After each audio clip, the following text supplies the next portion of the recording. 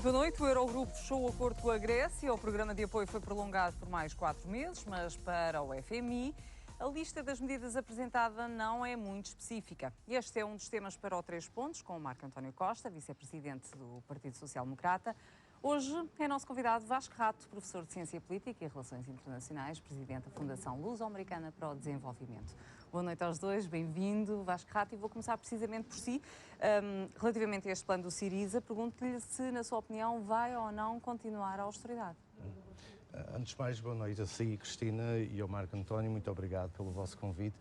Eu tenho alguma dificuldade em caracterizar esta carta como um plano, mais propriamente um conjunto de intenções, ainda por mais intenções que, ao concretizarem-se, irão surtir efeito, não daqui a 4 meses, mas provavelmente daqui a 4 anos. Portanto, o que é que está na carta? Está um conjunto de intenções, como disse, nomeadamente alargar a base de tributação, tornar o fisco mais eficaz, combater a corrupção, etc.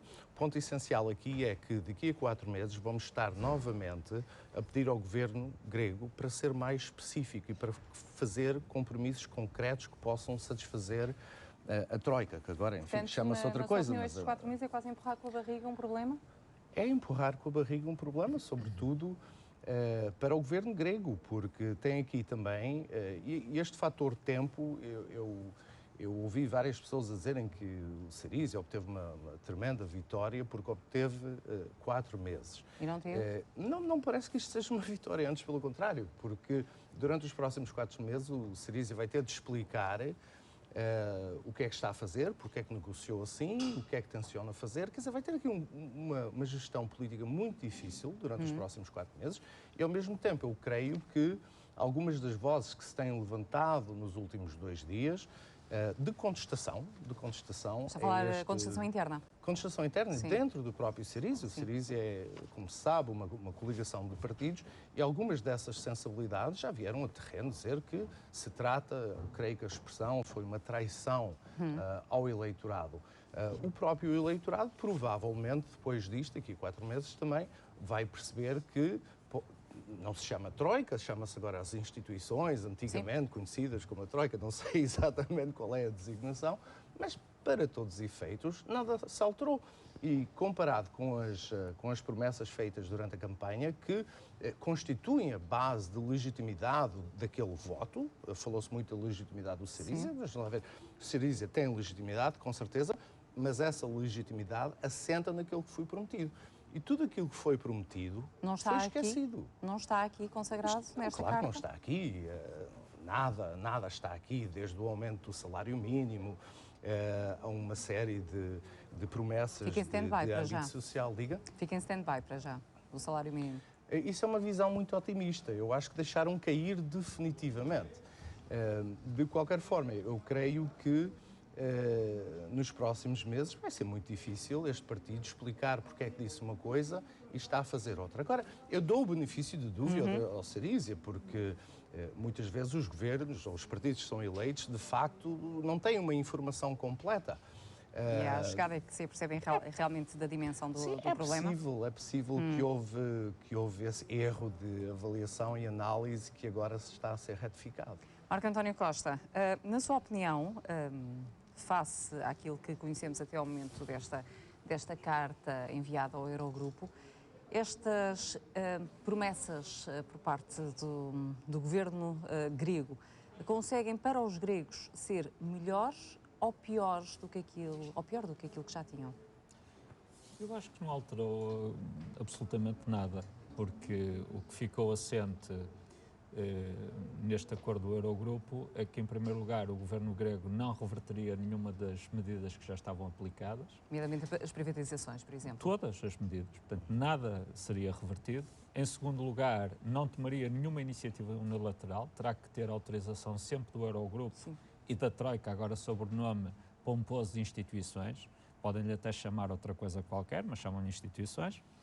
Em terceiro lugar, o governo grego, que falou e que entrou de leão, saiu de sendeiro, recuou em toda a linha. Repare que a primeira condição que o governo grego e o Syriza colocaram foi a renegociação da dívida, mais concretamente, era o perdão de uma parte da dívida. todos nós nos recordamos aqui neste programa, de a Cristina me perguntar. O Partido Socialista tinha saído a terreiro a apoiar o Dr. António Costa entusiasticamente esta iniciativa de renegociação e de perdão da dívida. E agora aquilo que aconteceu é que magicamente desapareceu essa questão de cima da mesa negocial. Isto é, como eu tinha dito também já em outros programas, o realismo ia tomar conta da política. Significa que havia muito populismo e pouco realismo na atitude do governo grego e na atitude do Syriza. Eu quero recordar... está nos outros parceiros, portanto não há qualquer margem aqui.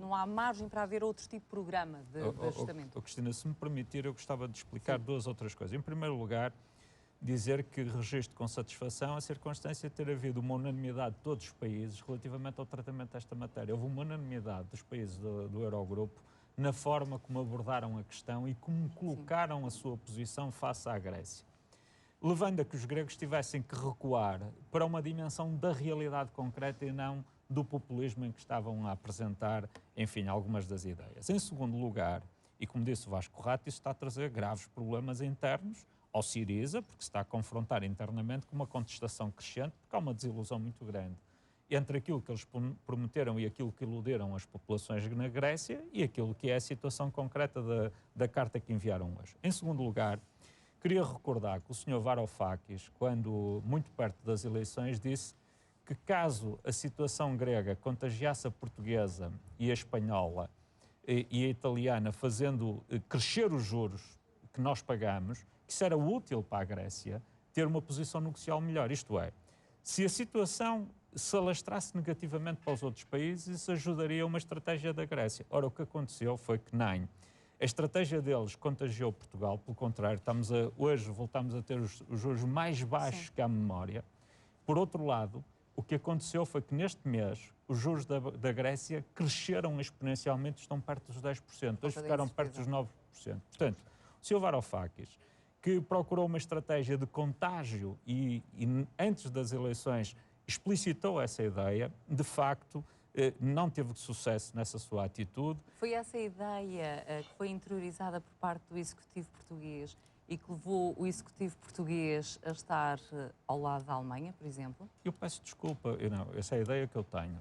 O Executivo português, que eu saiba, não esteve ao lado da Alemanha, esteve ao lado dos outros 18 países, que tal como a Alemanha, a França, a Bélgica, a Holanda... esteve numa conferência na quarta-feira, antes da reunião do Eurogrupo. Havia uma conferência marcada há 3 meses, para aquela data, que coincidiu com o facto do governo grego, eleito há 1 mês e pouco, ter resolvido criar uma situação que foi a situação que nós vivemos. E não deu uma imagem de instrumentalização de Portugal, ou seja, mostrar que Portugal foi o bom aluno e mostrar ao mau aluno como é que se faz? Não, repara... Essas críticas não têm nexo Eu fico espantado, não. Eu fico satisfeito. Estamos a falar de uma questão de imagem, a imagem que passa. A imagem de termos tido sucesso, termos tido bons resultados. Não, a imagem passa a estarmos ao lado do Schäuble e sermos apontados como exemplo. Olha, eu prefiro estar sempre ao lado daqueles que são bons exemplos do que aqueles que são maus exemplos. E quero lhe dizer que quem conhece a Ministra das Finanças e é pública a sua atitude, que ela é uma pessoa que se impõe ao respeito entre os seus pares e que hoje é uma personalidade altamente respeitada no plano europeu. E se ela tem o respeito do Sr. Schäuble, também tem o respeito de todos os outros colegas ministros das Finanças. Portanto, a posição de Portugal é por convicção e não por seguidismo. Mas que seguidismo? Nós pensamos pela nossa cabeça, eu não tenho a mínima dúvida disso, mas deixe-me dizer-lhe uma coisa que é importante. Eu estive a analisar o programa social que está na carta do governo grego e fiquei espantado. Então. Porque, primeiro, o programa social diz que pretendem criar condições para dar um apoio alimentar à população. Nós, em Portugal, no âmbito do programa de emergência social, criamos o programa de emergência alimentar, as cantinas sociais.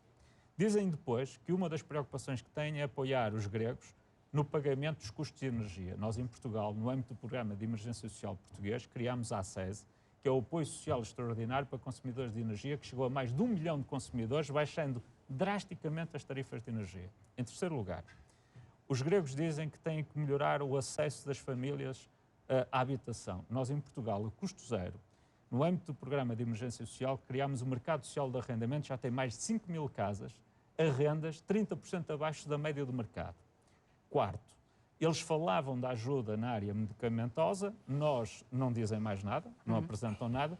Nós, em Portugal, fizemos o Banco Social do Medicamento, com o Infarmédico e a indústria farmacêutica, dispensando gratuitamente milhares de embalagens para a rede social. Mas deixe-me dizer-lhe o seguinte... E eles garantem o acesso ao sistema de saúde. Que nós já temos cá, felizmente, e mais do que isso, nós em Portugal aumentámos para mais de 5 milhões e 800 mil o número de pessoas que estão isentas de pagar taxas moderadoras. Sim, mas os outros também pagam mais, os que não estão isentos.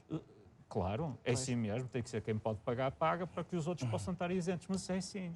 Segunda questão, que me parece muito importante aqui referir, é que o PS, o Bloco de Esquerda e o PCP, quando nós apresentámos o programa de emergência social, disseram que isto era um perigoso assistencialismo social. Mas agora, perante estas mesmas medidas por parte do governo grego, o que é que eles dizem? Que é um programa extraordinário de inovação social, de grande alcance social. De facto, há uma dualidade de critérios vergonhosa na forma como é feita esta apreciação por parte destes partidos. A situação social do país, é necessário realmente um apoio de emergência, mas, com 25% de desemprego, é elevadíssimo. Mas, Cristina, o que é lamentável, desculpe lá, só para terminar e passar a palavra ao Vasco Rato, o que é lamentável é que as mesmas medidas em Portugal sejam consideradas assistencialistas e lá fora, pelas mesmas pessoas, pelos mesmos partidos que em Portugal, sejam considerados de grande profundidade então o Syriza social. É um partido social-democrata? Eu descobri por esta carta que o Syriza está mais perto da social-democracia do que do socialismo, porque, nomeadamente, as propostas que apresenta no plano orçamental, lei de enquadramento orçamental, combate à fuga e evasão fiscal, combate à corrupção, a pretensão de criar uma lei de compromissos, acabar com os atrasos dos pagamentos em atraso na administração pública, rever a tabela salarial da administração pública sem aumentar o custo global da administração pública, revela que o que eles estão a fazer é um programa em tudo similar ao que a Irlanda teve, ao que Portugal teve e outros países. Portanto, o PSD revê-se neste Syriza? Não, nós revemos-nos nas medidas que lá estão e o resto da Europa também e fazemos votos que tenham sucesso, porque é muito importante para a Europa que isso aconteça. Vasco Rato, como é que neste espaço temporal de 4 meses...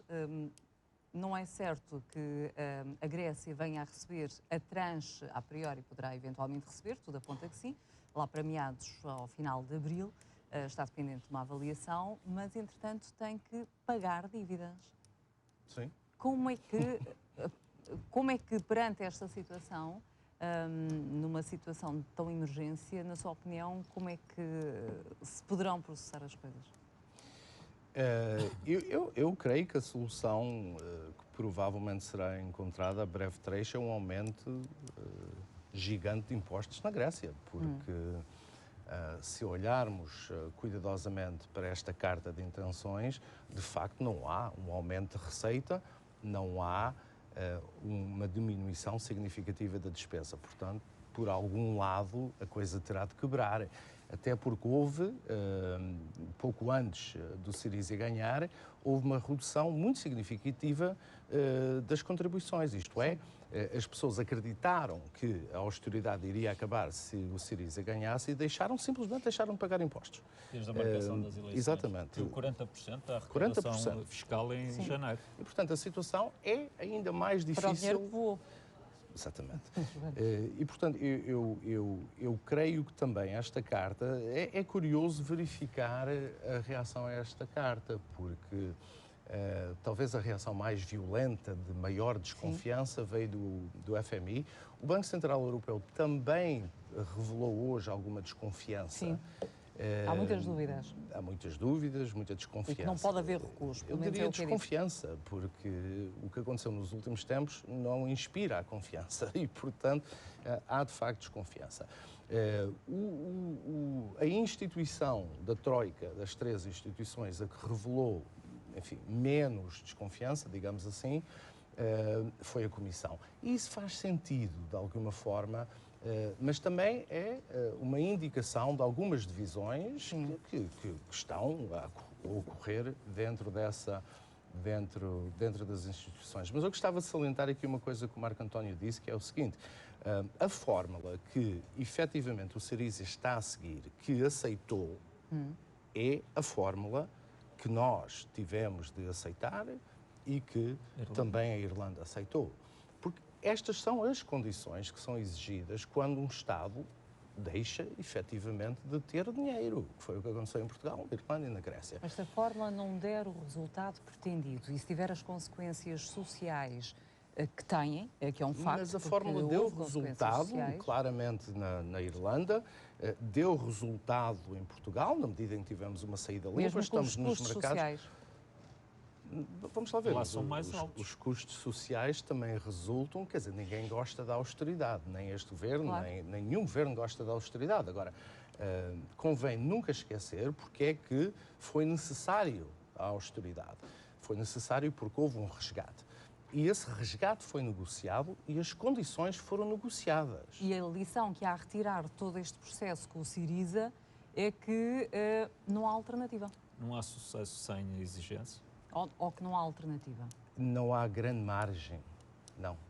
Porque são os credores que querem recuperar o seu, enfim, o seu investimento. Claro. E para viabilizar os países para poderem recuperar o investimento. E isso é muito importante também, porque algumas das medidas que são consideradas medidas de austeridade, o que é que na prática visam? Por exemplo, as reformas nas leis laborais visam criar condições de maior competitividade futuro para que haja o lançamento, o relançamento do crescimento.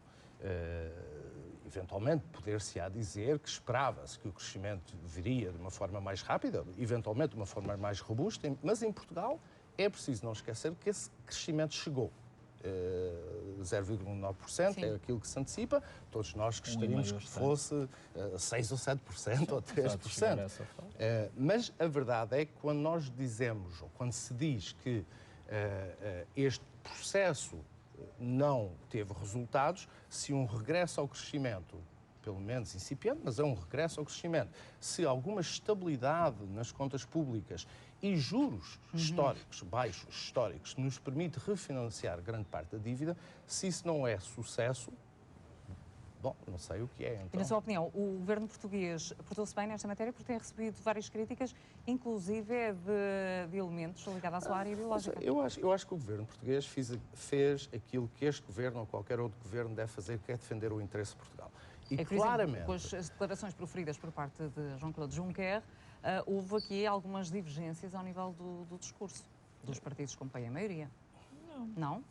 Mas mesmo que tivesse havido, quer dizer, é natural que haja diferenças de discurso. Quer dizer, o CDS teve um discurso diz respeito a Portugal em concreto. O ministro dos Negócios Estrangeiros até veio falar em SPAD. Mas o que diz respeito a Portugal em concreto, vamos lá ver, eu acho que isto pode não ser popular dizê-lo, mas acho que é necessário ser dito. O nosso interesse, o interesse de Portugal, era não ser confundido com a Grécia. E não foi. E não foi. E aliás, foi este governo.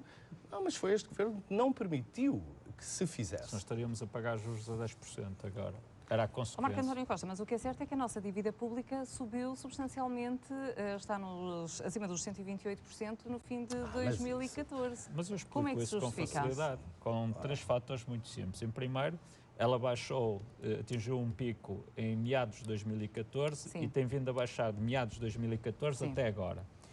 E houve um fator que criou um certo desvio, de 0,7, que era o que estava previsto, face àquilo que estava previsto, assenta em 3 coisas. Primeiro, a desvalorização do euro, como sabe, fez com que muita da dívida que nós temos em dólares tivesse que ser revalorizada e, portanto, teve um impacto significativo. Em segundo lugar, a emissão de certificados de aforro no final do ano fez com que houvesse uma grande adesão dos portugueses, bateu-se valores recorde, e isso fez com que a emissão de dívidas, certificados de aforro. Em terceiro lugar, e não menos despiciando, é a circunstância de se ter feito uma série de operações de encaixe de emissão de dívida para ter um fundo de 17,5 mil milhões de euros, que está um fundo de reserva, de tesouraria, não só para ir pagando as obrigações que o Estado português tem, mas também para ir antecipando o pagamento ao FMI. Portanto, significa que no fim de 2015 vamos ter uma dívida mais baixa. Inferior, porque são feitos reembolsos. Claro. Portanto, isto é... Ou seja, é contraída a dívida no fim de um ano e depois é saldada a dívida no ano eleitoral. E baixa a dívida. Não é verdade. A dívida vai baixar. Há aqui 2 fatores extraordinários. O primeiro é a desvalorização do euro e o efeito de revalorização dos empréstimos que nós temos em dólares. O que fica claro relativamente a isso, em todo lado é assim. Em segundo lugar, o facto de termos tido muito sucesso na venda de certificados de aforro, que fez com que, de facto, fosse atingidos os valores acima daquilo que estava previsto. E, em terceiro lugar, gostava de dizer isto com toda a clareza, termos aproveitado uma boa situação de mercado que nos permitiu emitir dívida, arrecadar 17,5 mil milhões de euros, que hoje estão nos cofres do Estado e que permitirá pagar ao FMI. E daqui em diante, toda a projeção da trajetória da nossa dívida é uma projeção de diminuição constante da dívida. Vasco Rato, um breve comentário relativamente à situação da dívida pública portuguesa. Estamos mesmo na reta final do programa. Pelo menos agora sabemos qual é a dívida e qual é o verdadeiro déficit, não é? Porque durante algum tempo não sabíamos. E quando se fala, muitas vezes diz, bom, aumentou-se brutalmente a dívida como rácio do PIB. Quer dizer, é verdade, porque se começou a orçamentar coisas como as dívidas enormes que havia, por exemplo, nos setores dos transportes públicos e porque começou-se a contar também o próprio resgate. Sim, tem que ser contabilizado, sim. Com certeza. E, portanto, desse ponto de vista, não é surpreendente que tivesse havido esse aumento da dívida. Quer dizer, é evidente sustentável? Eu creio que tem sido sustentável e esta trajetória que estamos aponta para a sustentabilidade e, em larga medida, é sustentável porque, contrariamente à Grécia, não estamos a pagar em mercado, como foi hoje o caso da Grécia, 9%. Se estivéssemos a pagar 9%, não era sustentável e provavelmente teríamos a ir para um terceiro resgate, que é, aliás, o que provavelmente vai acontecer com a Grécia. Esperemos que não. Marco António Costa, Vasco Rato, o tempo passa a correr. Muito obrigada por terem estado neste 3 pontos. Amanhã, Helder Silva apresenta o 3 pontos com Rui Moreira. Boa noite, obrigada pela atenção.